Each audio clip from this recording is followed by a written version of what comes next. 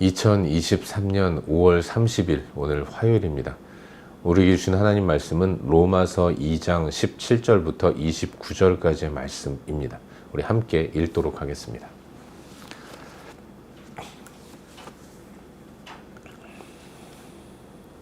로마서 2장 17절부터 29절까지의 말씀 우리 함께 보도록 하겠습니다.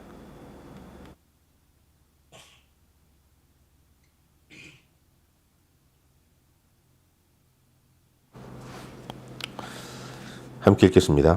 유대인이라 불리는 네가 율법을 의지하며 하나님을 자랑하며 율법의 교훈을 받아 하나님의 뜻을 알고 지극히 선한 것을 분간하며 맹인의 길을 인도하는 자요 어둠에 있는 자의 빛이요 율법에 있는 지식과 진리의 모본을 가진 자로서 어리석은 자의 교사요 어린아이의 선생이라고 스스로 믿으니 그러면 다른 사람을 가르치는 내가 내 자신을 가르치지 아니하느냐? 도둑질하지 말라 선포하는 내가 도둑질하느냐? 간음하지 말라 말하는 내가 간음하느냐? 우상을 가증히 여기는 내가 신전 물건을 도둑질하느냐? 율법을 자랑하는 내가 율법을 범함으로 하나님을 욕되게 하느냐? 기록된 바와 같이 하나님의 이름이 너희 때문에 이방인 중에서 모독을 받는도다. 내가 율법을 행하면 할례가 유익하나 만일 율법을 범하면 내 할례는 무할례가 되느니라. 그런즉 무할례자가 율법의 규례를 지키면 그 무할례를 할례와 같이 여길 것이 아니냐. 또한 본래 무할례자가 율법을 온전히 지키면 율법 조문과 할례를 가지고 율법을 범하는 너를 정죄하지 아니하겠느냐. 무릇 표면적 유대인이 유대인이 아니요 표면적 육신의 할례가 아니니라. 오직 이면적 유대인이 유대인이며 할례는 마음에 할지니 영에 있고 율법 조문에 있지 아니한 것이라. 그 칭찬이 사람에게서가 아니요 다만 하나님에게서니라. 아멘. 복된 새 하루가 시작되었습니다. 지난 주일에도 생각해 보았지만 우리의 이 땅을 살아가는 삶의 모습이 몇천 년 전 이스라엘이 광야를 걸었던 광야의 삶과 똑같은 것인데, 광야에서는 인도자가 얼마나 소중하고 중요한지 모르죠. 우리의 인도자 되신, 광야의 삶의 인도자가 되시는 하나님이 우리 가운데 함께 계시면서 우리에게 나는 너의 하나님이 된다라고 말씀하셨으니 그 말씀을 의지하면서 하나님을 붙들고 나아가는 그런 오늘 하루 우리의 삶이 될 수 있기를 주의 이름으로 축원합니다. 요즘 우리는 새벽 시간마다 로마서 말씀을 함께 살펴보고 있는데요. 오늘은 어제에 이어서 방금 읽은 말씀인 이 로마서 2장 17절부터 29절까지의 말씀을 묵상하는 가운데 우리에게 주시는 은혜와 도전들을 함께 나누기 원합니다. 우리가 묵상하는 로마서는 로마 교회에 보낸 편지입니다. 여러분, 이스라엘은 잘 아시다시피 BC 586년에 바벨론에 의해서 멸망을 당하지 않았습니까? 멸망을 당하면서 유대인들의 많은 사람들이 바벨론으로 끌려가게 되었습니다. 그리고 70년이 지난 후에 하나님의 인도를 따라서 세 차례에 걸쳐서 예루살렘으로 또 가나안 땅으로 돌아오는 포로 귀환이 이루어졌죠. 하지만 그 포로 귀환 시기에 돌아오지 못한 사람들이 많이 있었습니다. 그들은 결단하는 가운데 그곳에 남기를 원했고, 그래서 긴 시간 그곳에 살면서 그럼에도 불구하고 유대인이기 때문에 안식일마다 회당에 모여서 하나님을 예배하는 삶을 살았던 것이죠. 사실 70년이라는 시간을 외국에서 보냈다면 70년은 한 사람이 태어나서 살다가 죽는 시간과 같은 것입니다. 긴 세월을 그곳에 살았기 때문에 다시 고향 본토로 돌아가는 것도 쉽지 않은 그런 일이었던 것이죠. 이민의 삶을 사는 우리가 더 많이 그것을 피부로 느끼지 않겠습니까? 유대인들도 그런 사람들이 많았기 때문에 그 갈대아 땅에 남아 있으면서 그럼에도 하나님의 백성임을 잊지 않고 정체성을 확인하는 가운데 자녀를 낳으면 8일 만에 할례를 했고, 또 안식일마다 모여서 하나님의 말씀인 율법을 공부하고 배우고 들으면서 그렇게 신앙의 정체성을 이어나가는 사람들이 많이 있었습니다. 또한 그들이 인도하심을 따라 갈대아 지역에만 있는 것이 아니라 여러 전 세계 지역으로 흩어지게 되었고, 그래서 디아스포라 유대인들이 생겨나게 된 것입니다. 그들은 유대인이었기 때문에 하나님의 말씀, 너희 모든 남자들은 3번, 1년에 3번 내 앞으로 나오라는 말씀을 기억하고 있었기 때문에 자주는 못하지만 어찌하든지 절기에 예루살렘을 기억하면서 성전을 떠올리면서 어떤 이들은 큰 마음을 단단히 먹고 예루살렘으로 절기를 지키기 위해 오는 사람들도 있었던 것입니다. 예수님은 6월절 전날 돌아가셨고 6월절 지나고 첫날 부활하셨습니다.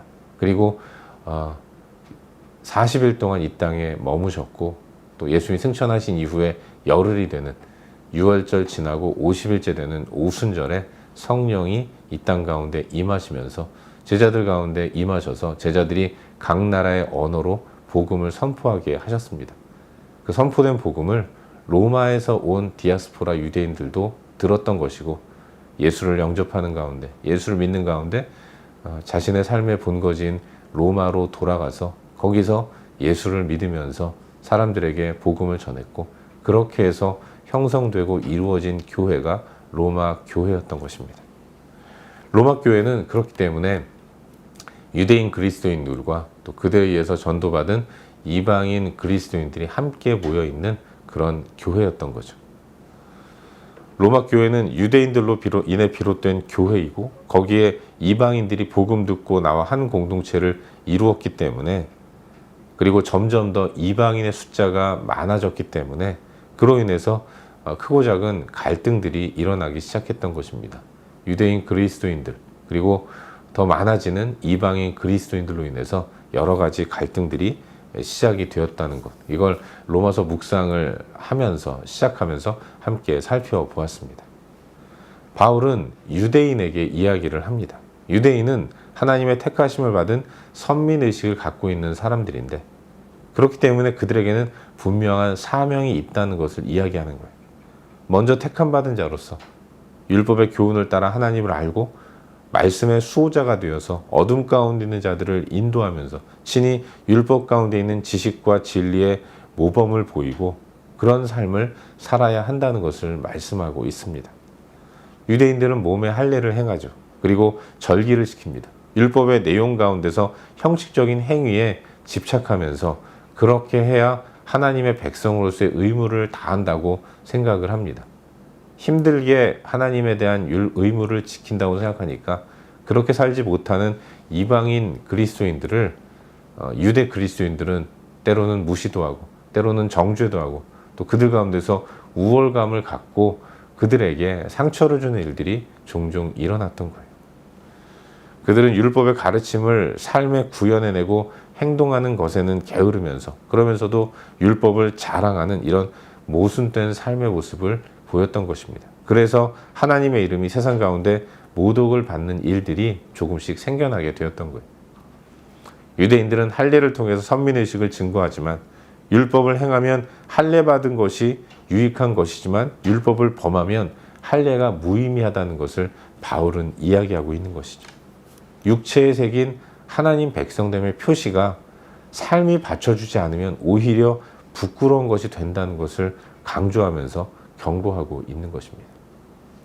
유대인과 할례가 하나님 백성임을 나타내는 것이라고 한다면 표면적 유대인이 유대인이 아니고 표면적 할례가 할례가 아니라 이면적 유대인이 유대인이고 할례는 마음에 행하라고 바울은 아주 힘주어서 강조하고 또 선포하고 있는 것입니다.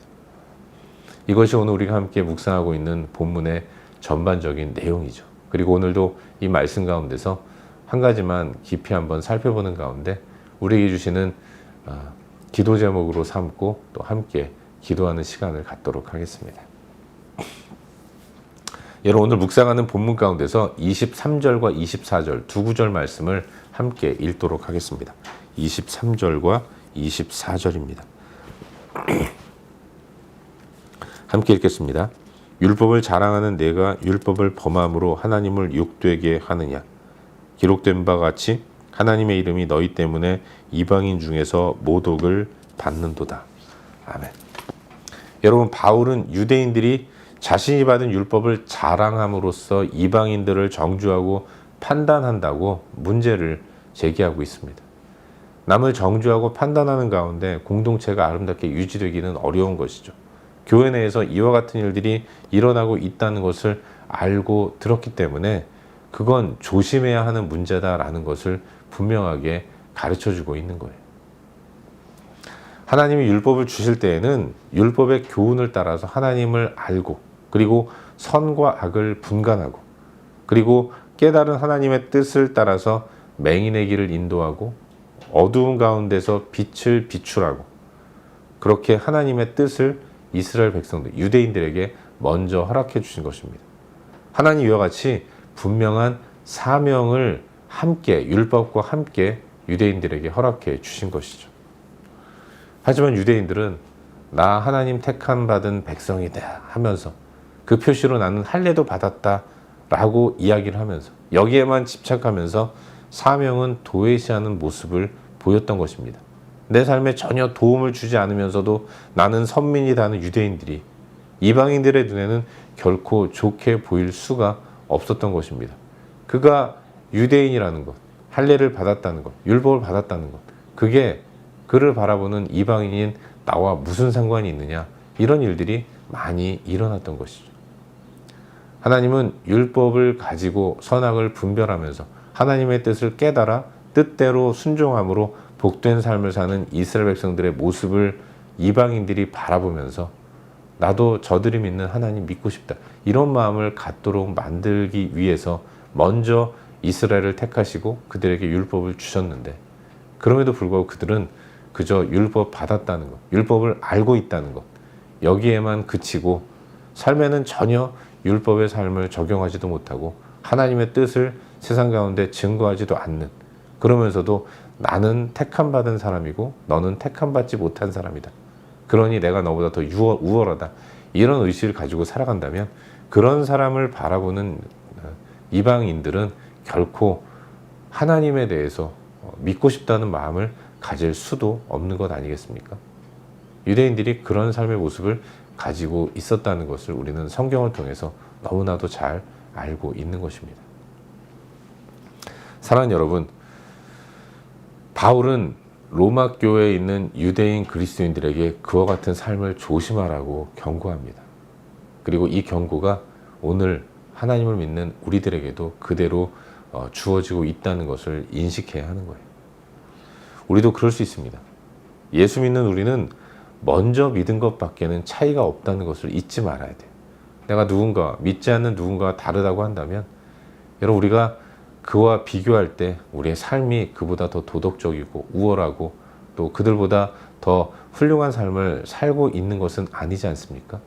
그들과 우리가 차이가 있다면 나는 먼저 예수를 믿었다는 것, 그리고 먼저 믿었다는 것은 먼저 믿은 사람으로서의 사명이 있는 것 아니겠습니까?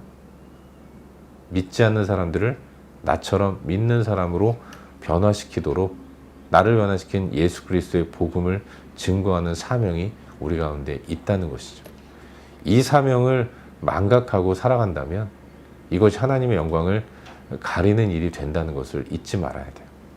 우리가 주일마다 교회 나가서 하나님을 예배하고 또 집사님, 권사님, 장로님, 형제님, 자매님, 목사님, 전사님 이렇게 서로를 부르는 이유는 나는 예수 믿고 천국 가는 사람이다, 자랑하고 자기 만족에 취하라고 그러는 것이 아니라 우리가 무엇을 해야 하는 사람인가, 내가 장로로, 권사로, 형제로, 자매로, 집사로, 목사, 교사, 전도사로서 무슨 일을 해야 하는가를 서로 호칭을 불러주는 가운데 인식하라고 그러는 것입니다.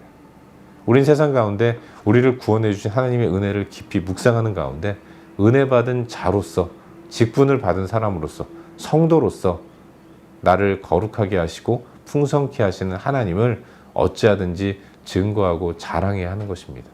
헌신하라고 우리에게 그와 같은 먼저 믿는 은혜를 베풀어 주신 것이죠. 한국에서 왜 자동차에 물고기 모양으로, 그 물고기 모양 안에 지저스라고 쓴 스티커를 붙이고 다니는 사람들을 종종 보지 않습니까?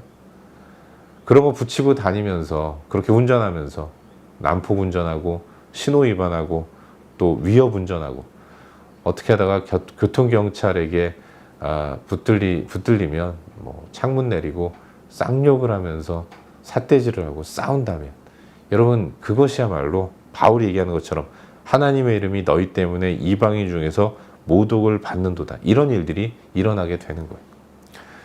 순모임 한다고 우리 집에 많은 크리스찬들이 모입니다. 함께 찬양하는 소리가 울타리 밖을 넘어서 이웃집에게도 들려요. 그런데 순모임 끝나고 가족들끼리 서로 목소리 높여 싸우면서 그렇게 행복하지 않은 모습을 보인다면 이것 또한 하나님의 이름이 너희 때문에 이방인 중에서 모독을 받는다. 이 말씀이 이루어지는 것입니다. 얼마나 무서운 일인지 모르는 거예요. 사랑하는 여러분, 우리의 삶 가운데 주의 은혜를 따라 나아가는 모습이 충만할 수 있기를 주의 이름으로 축원합니다. 우리에게 주어진 은혜를 따라서 세상 사람들에게 하나님의 모습이 왜곡되게 나타나지 않을 수 있도록 하는 것, 그것이 우리의 사명이라는 사실을 잊지 말아야 하는 것입니다. 먼저 믿은 우리, 먼저 믿게 하신 이유가 있는 것 아니겠습니까? 우리 안에 나를 변화시키신 예수 그리스도를 증거하라고, 하나님의 뜻을 먼저 알고 선악간에 분간하고 맹인의 길을 인도하고 어두운 곳에 빛을 발하고 우리가 아는 지식과 지혜의 모범을 보이는 삶, 그것이 우리에게 주어진 삶의 명령이라는 사실을 기억하는 가운데 어찌하든지 오늘도 내 안에 있는 복음을 따라서 살아가는 삶, 그 삶을 통해서 복음이신 예수 그리스도를 증거하는 복된 삶을 사는 우리 모두가 될 수 있기를 주의 이름으로 축원합니다. 기도하겠습니다. 함께 기도할 때 오늘 주신 말씀 붙들고 함께 기도하기를 바랍니다. 하나님, 오늘도 주의 영광을 위해 살아갈 수 있도록 은혜를 베풀어 주시옵소서. 하나님의 이름을 왜곡되게 증거하지 않을 수 있도록 도와주시옵소서. 이 시간 말씀 기억하면서 함께 기도하기로 합니다. 또한 우리의 중보가 필요한 여러 영역들을 위해 기도합시다.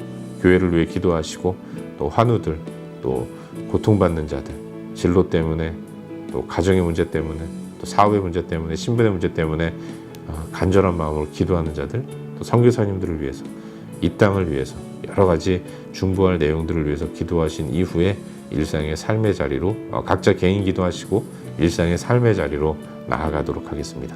함께 기도합시다.